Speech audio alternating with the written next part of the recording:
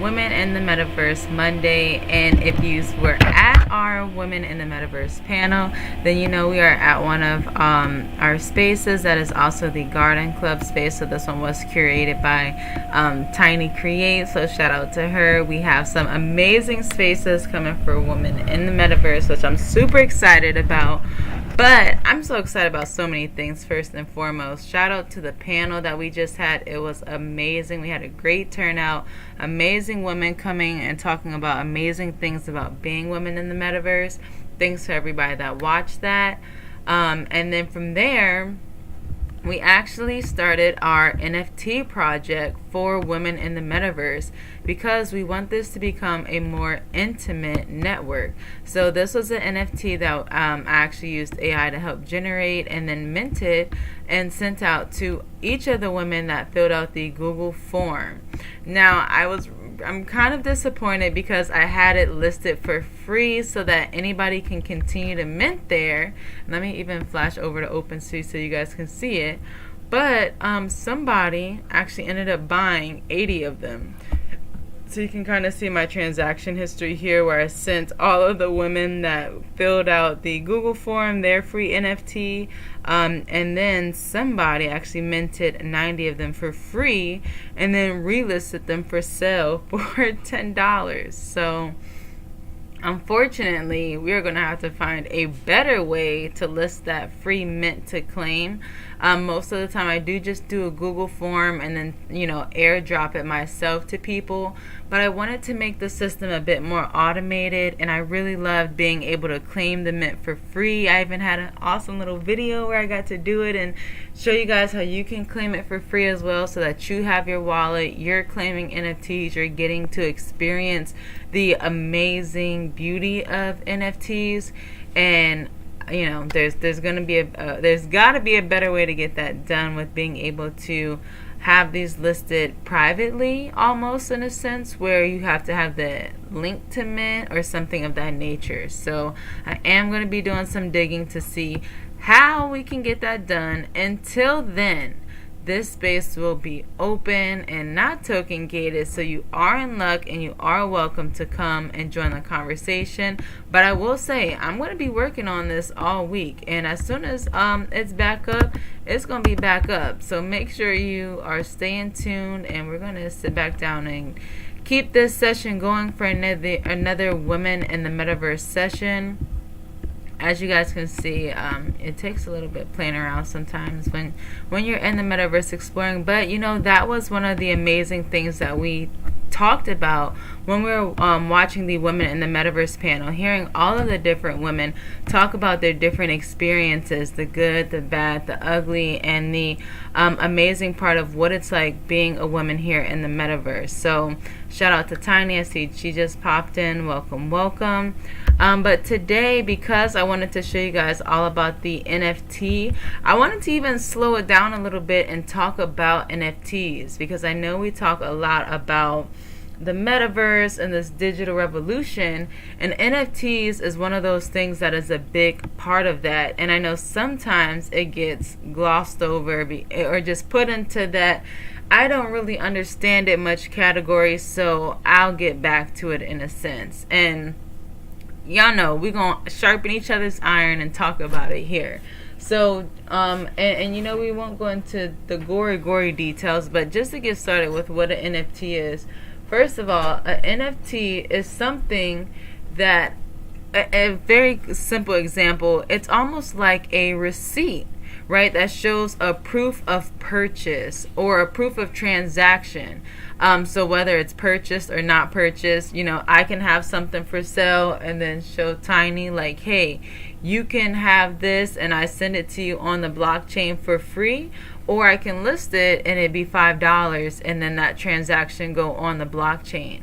And that is the beauty of that NFT, is that transaction goes on the blockchain, which is this like open ledger that shows everybody what's happening. Just like I was showing you guys here for the NFT, right, for Women in the Metaverse, where I can go and look at the transaction history, and I can see all the way from here, from where I minted it, all of the people I sent it to, And again, here, I was able to track this person down, see how they had 90 of it, and I could even go to their profile. I could, take their wallet address if I really wanted, and kind of go track them down on the actual blockchain and see what other kind of things that they're into. But, I don't need to do that because it's not that deep now. But it just goes to show, again, that transparency that the blockchain enables. And when people talk about that ownership mattering, that's why. Because just like, say we were selling these, or say we had these women in the metaverse NFTs, and say they really became a prominent part in the metaverse, right? And so maybe now there's somebody similar that's making NFTs that look like it, look like this picture, but it's not the same one. You can go to the blockchain and actually see if it's the original or not, because you can see if it came from P2d raw network, right? Initially, from the person that's selling it from there. And that's how it's, again, training people to be able to do their own research and being able to authenticate ownership, track transactions, and be able to show and prove that they did earn their digital assets. And that's what makes these assets so valuable. When you're wondering, well, why are people buying, pictures of monkeys or of anything? Again, it's that ownership that says, hey, you bought it from this person for this amount, and it's on the blockchain. And one of the really cool things about it is you get to offer utilities. So I'll continue to show our example here because it was a great example. And so say, for example, when you see this, you can see that there's unlockable content. Now, the unlockable content is actually the link for the woman in the metaverse space. And as you can see, it's because some of our utilities here is you'll be able to join the recording live, which we're doing right now. And like I said, this will be token gated. So because you will need the NFT to be able to access this space, which will open it, that then opens it up for where now you can come and actually sit to be a part of this podcast. Because just like we've seen a random person pop in here, as the metaverse becomes more robust, we want to protect these spaces. A lot of people actually come into spaces very abrupt and kind of rude in a sense sometimes, just kind of talking and unmuting and trying to catch what's happening. And when you're live streaming or creating content, it can be a distraction and really kind of take away from what you have going on. Sometimes it's cool, to see the random outbursts and get the audience to see it live in action. But when they're continuing to unmute and you have speakers, it becomes very unprofessional at the same time, especially if we're saying we want to be able to take our Metaverse Network podcast to a real network. We have to iron out that production, and token gating, restricting it to just NFT holders, is a way that we can use NFTs to help regulate that. And not only on the production side, but also for our community side, right? Because that was, again, another reason why we said, hey, let's make an NFT just for women in the metaverse, so that every woman that is a part of this network has this NFT and feels connected to one another, that it has these different utilities that we all can unlock.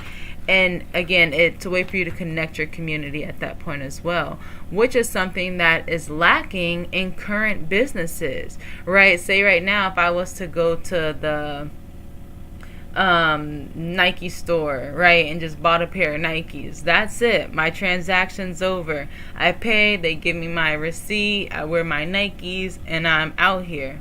Now, amongst going outside, you might feel a certain connection if you see another person wearing Nikes, and maybe it's like you just got some new ones that just dropped, and you see somebody else that just got the new ones that just dropped. There's like an underlying, like, oh, hey, we're connected because we're in tune kind of thing.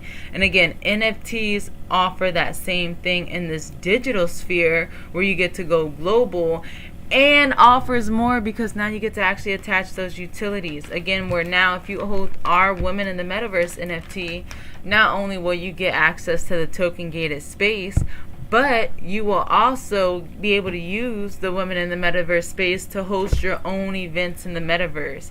And when you guys see this space that we have coming out next week, that's going to be for that, it's going to be great because we're going to be able to have all different kind of spaces. Like I said, this one is curated by Tiny. So if she wants to, offer this as one of those that women would be able to use, that would be, fine. Because that's going to also be something we can do, have different women that can contribute to that. Even when I was thinking about like our next NFT, I'm like, man, we'll be able to have like an AI contest and have everybody submit and we all vote, and it again be a community of women in the metaverse that all hold this NFT, that all feel connected to it. And that's why it's going to transform business models, because instead of now me just going to the Nike store and getting a receipt, even Nike has partnered with the Artifact project. And you know what, Tiny, I wasn't sharing my screen, but I will share it because I'm actually here you go. I'll share that screen for you there. So here on OpenSea, in Artifact, you see it's right here at the top, actually partnered with Nike Air Force Ones, and the way that they're going to have people customizing and getting their shoes, again, it's connected to NFTs. So you see different businesses and how now, even like I said, Nike understands, hey, our customers no longer just want a receipt and that to be the end of it, because even with the Clone X, everybody that has a Clone X has their own avatar, which has their own identity and has their own traits. So every single thing that you see associated with on these shoes have different traits and different meaning that means so much within that community. And it's just going to continue to grow because you can continue to add utility. You can continue to add collaboration. And by having this NFT and saying, okay, well, you know what? If you hold an Artifact NFT or Clone X NFT, then you will continue to unlock these utilities. That's powerful, and that's the beauty of these NFTs, again, when it comes to talking about how content creators can again use these tools like NFTs to be able to do so. And even the ones I was talking about, ours that we were doing for the women in the metaverse, those were free. But even being able to sell your fashion and your items as NFTs offer that as well, because again, say now one of the first things Iris sold or tried to sell, I did sell on as an NFT was a physical tie-dye t-shirt. And when people bought the physical tie-dye t-shirt, they got a digital avatar wearing the t-shirt. So they got, a picture of a digital model wearing the t-shirt, and then I also sent them the physical t-shirt. And that was my way of being able to sell my physical items. So instead of starting a traditional business, and going that way, I just went right to going to the NFTs, going to that ownership. Why? Because again, it offers resale value for the person that's buying it. It offers community to the person buying it. It offers, again, more that says, hey, if you like buying these clothes from me, we're going to have lots of collections that come from that. And you'll start to see a lot of different communities doing that. With especially, like I said, more Web 2 businesses like the Nikes and those businesses that you're already used to shopping at coming in and using their NFTs to capture their community. And one thing I will say with that is you gotta be mindful, because again, it is for consumership. It is when you see a lot of those businesses, it's because they want you to hold their NFT so that you get discounts on buying things, right? And I mean, think about it. If you are an avid Nike shopper, maybe you like your points and your perks for spending $50 and getting something free, or being able to get a heads up on the new drops and things like that. So maybe just those perks will be good enough for you. that's what this will start to enable. Those people that are diehard supporters and want to support you as you're growing, this is going to really be able to enable them to also receive incentives, because you want to think about how you can incentivize and show those that are supporting you how you appreciate them and the little things that you can do by giving them an advantage for having that first movers advantage and supporting you early and things like that. So it gets really exciting with how you can use NFTs. Majority, I want to say 99% of the NFTs that you see come out of the P2d Raw network are for free or earned more than anything. Like you have to come to a space, you have to come to an event. Tiny always kicks butt in game night, so you have to win game night. You have to do something, because again, that's how we show our community we appreciate the energy they put in for coming to an event, so that they have an NFT that again will unlock all kinds of stuff in the future, because y'all know we just getting started, and all of our NFTs can offer anything, because you can say, hey, if you hold this NFT, then that gives you access to this next NFT or this next collaboration, or just again anything. So I'm saying a lot of these words just because, again, I want to give you guys more examples on how NFTs can use and make it in a very simple way. Because, again, I know there's a lot of technical ways to explain it, and I've written articles, I've done the technical ways of explaining it, but I know that's where it gets confusing. And I want this to be a very simple way for you to understand, most importantly, how NFTs are going to be used, because they're going to be able to be used in every form of business. The most example I gave right now was like as a receipt form, but literally even like your lease for where you live will be an NFT one day, because an NFT is just a smart contract, and a smart contract says, okay, if this person has this and this person does this, then they'll get that.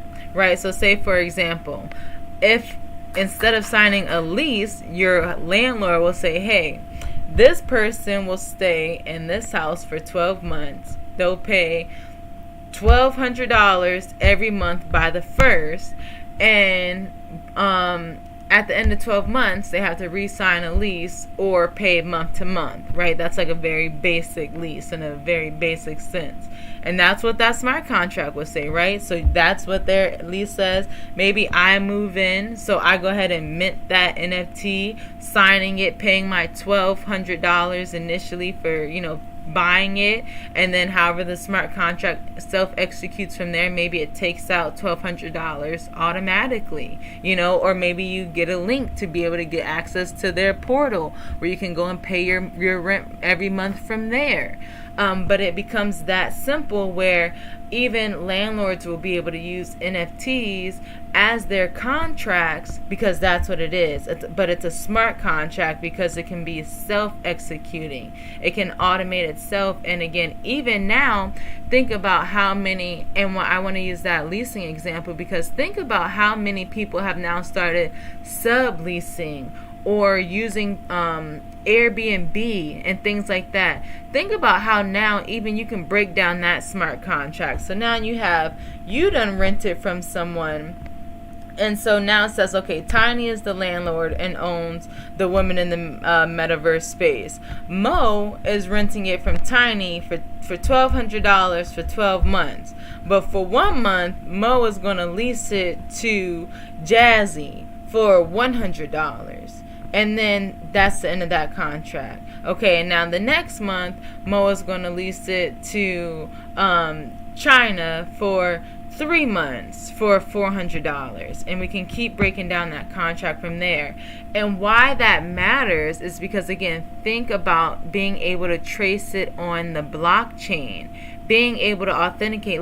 Think about how weird Airbnb has gotten now, right? You see so many things where people having to put keys over their locks when they go to Airbnbs because owners are coming back in, or houses aren't really being owned by the people that's being rented in it, or people are squatting in it and doing all different kind of things that are aside from the contract because they didn't realize that was happening. Because reviews can say one thing, but being able to look at the blockchain and be able to see who really paid for what and what the contract guidelines state, that becomes a powerful tool for all of society when all of that is transparent.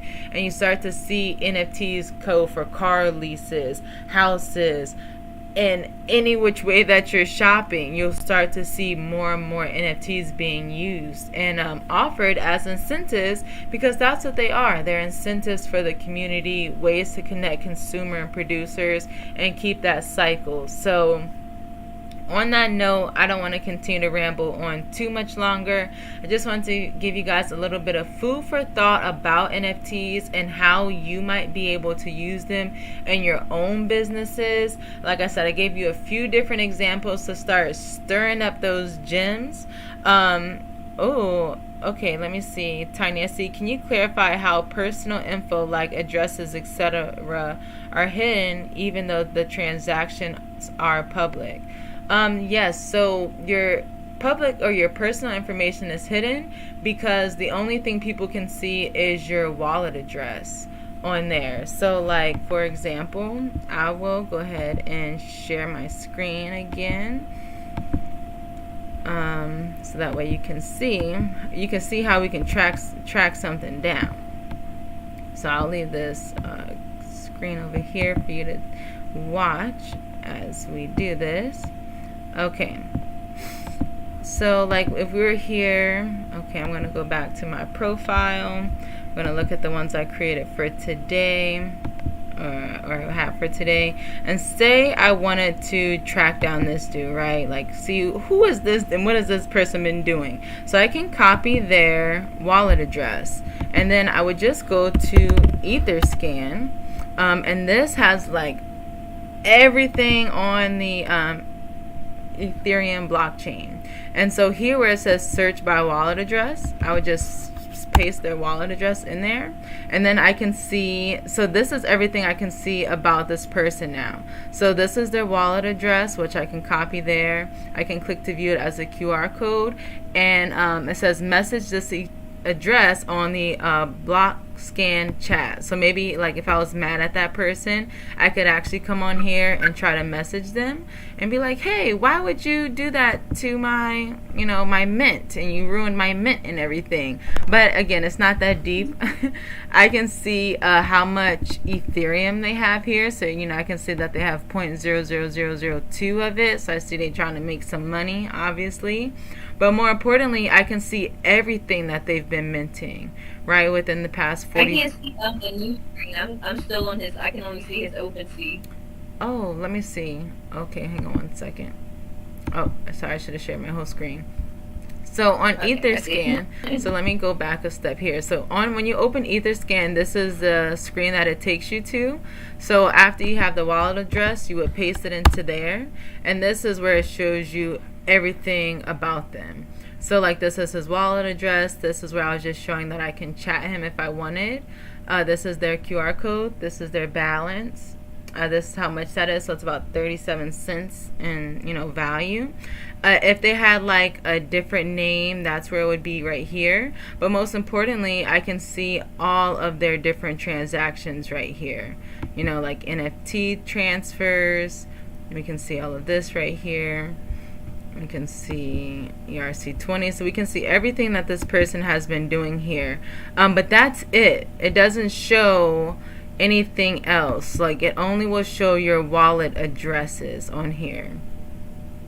And so like here, I'll share this tab instead. So you see, even when I said like, oh, other addresses for here, it will show you like their wallet address on Etherscan, Polygon Scan, and the Gorelli testnet. But again, it will only show the wallet address here. It never reveals the information from the person behind the wallet address. And so the only time that you really see that is if you have to do something called like KYC, which is know your customer. And that's like what usually more so just for the actual platforms where you are minting it. Like say for example on OpenSea, like if you use like MetaMask or any of the other side wallets where you can like buy crypto, to put crypto on your MetaMask, how you have to like add your ID and your actual information. You only have to put that on those ones for like banking, but even they don't release it. So usually if you have to provide personal information, it's because it's like for the actual platform, and they're using it behind the scenes and usually for tax purposes. And so if you see like a regular a regular website asking for a lot more information than that, be wary. Definitely do your own research, because in this new day and age, all you should have to do is connect your wallet address, which is one of those things that is really cool. When you start seeing, more Web3 websites, everything you do would just be connect your wallet address, sign it, and that's it. That way, again, everybody sees what everybody's been doing, where everybody's been. You've had to sign for it, so you authenticated that you did it, and that's where it will get very interesting, for better or for worse. I think transparency calls for also regulation like that. I had that free mint, and then somebody came and minted them all. It could take like a self-governing sense, or in ways where even Tiny, who had to ask, okay, well, how can we safeguard ourselves being in these spaces? And that's always what you want to be asking before you mint, before you interact with any kind of contract, before you click on any links, before you sign anything.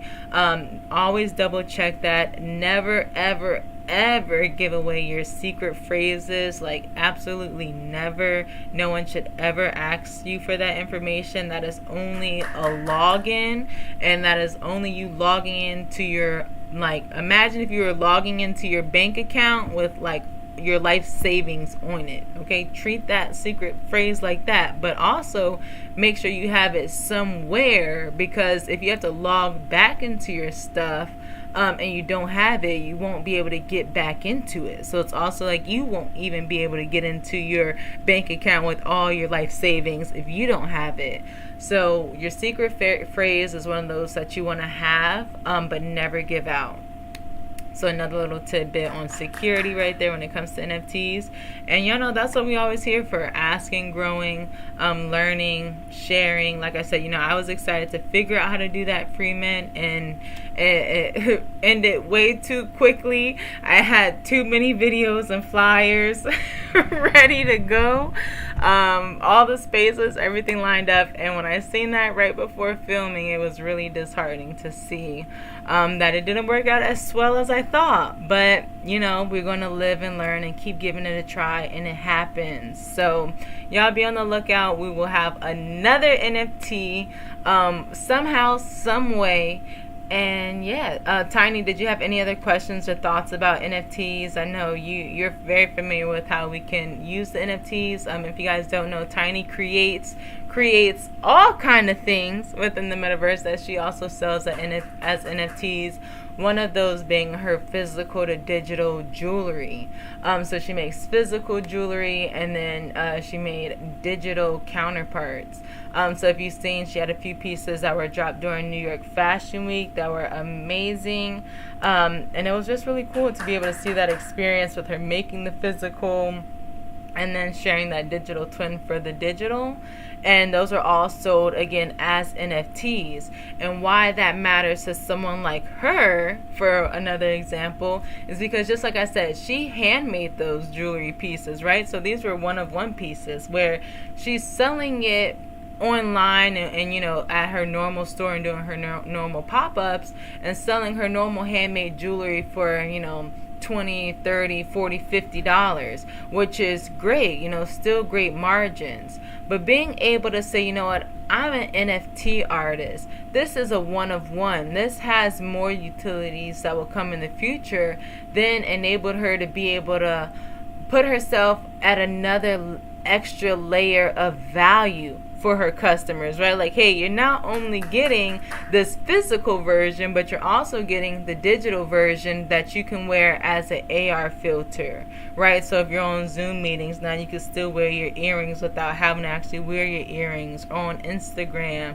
or in the Metaverse, on your avatar right now. We actually just did a how to customize your avatar workshop, and Tiny, we definitely gonna have to get those bracelets, that blood diamond, or that blood dragon bracelet on us here in the Metaverse, and make it definitely fun. And so but that's how, again, as being able to add that, hey, this comes with the NFT, it adds that layer. It makes Tiny now stick out from anybody else that's selling jewelry, right? Because now she offers an NFT, and she can now also help other jewelers see how they can use NFTs in order to authenticate their jewelry. How important is it to authenticate jewelry, or authenticate your jewelry in the jewelry business, right? Being able to show the gold and where you got it from, and that you made it in this whole process, and being able to track that. So now being able to use the blockchain and NFTs even makes that even more powerful. So I know I said I won't continue to ramble on, and I can kind of just answer for Tiny, but nonetheless, Tiny, did you have anything else you wanted to add about NFTs, or any other questions? No, I think I'm okay for now. But that was a question that I had earlier that I dropped in there that I was thinking about. Awesome. I definitely appreciate that. I was definitely always worried in the beginning too, like, am I sharing too much? Am I doing too much? Like, is this okay? Is that not okay? Sharing your wallet address is another one of those things. Like, when you first get started, you always see people saying share your wallet address, and it becomes an iffy question. Sharing your wallet address is perfectly fine to do so. The only thing that can happen is people can, one, search it, just like how I showed you guys. I can look up Etherscan. If anybody knows your wallet address, they can go and look it up, which is fine. They can't do much but just see everything that you've been buying or selling on the Ethereum blockchain there. Or also send you things. So like, if you go to OpenSea and you see like you have a bunch of random NFTs in there that you've never minted or have no idea how they got there, it's usually because somebody just sent it to you, because they got your wallet address somehow, some way. Sometimes they find them on OpenSea. People have really odd ways of farming and getting wallet address. But if they find your wallet address somehow and send it to you, that is how you can also get that. And if you ever see one of those random NFTs in your wallet, you should not interact with it, because although it cannot harm you for being in there, if you then interact with that contract, that is where you start to become susceptible for risk. So if you ever see a random NFT in your wallet, just ignore it. Act like you don't see it. It won't ignite itself in there. Just don't click it. Act like it's a spam email. But sharing your wallet address is one of those things that is perfectly fine to do so. Just don't be sharing it all over Twitter, because the bots be crazy there now, and you definitely will end up with a whole bunch of wild NFTs in your OpenSea inbox.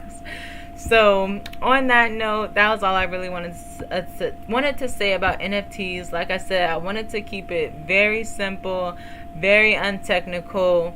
And if you guys want more of a technical explanation, I'm pretty sure I have a video on YouTube, and I will drop it in the link below so that you guys can see a more technical explanation of it. And then also go and do your own research. Go watch another video about NFTs, the different kind of NFTs, the different kind of smart contracts, the different utilities that you can add with them, and start brainstorming with how you might be able to add NFTs to your own business, your own life, and take it up a notch.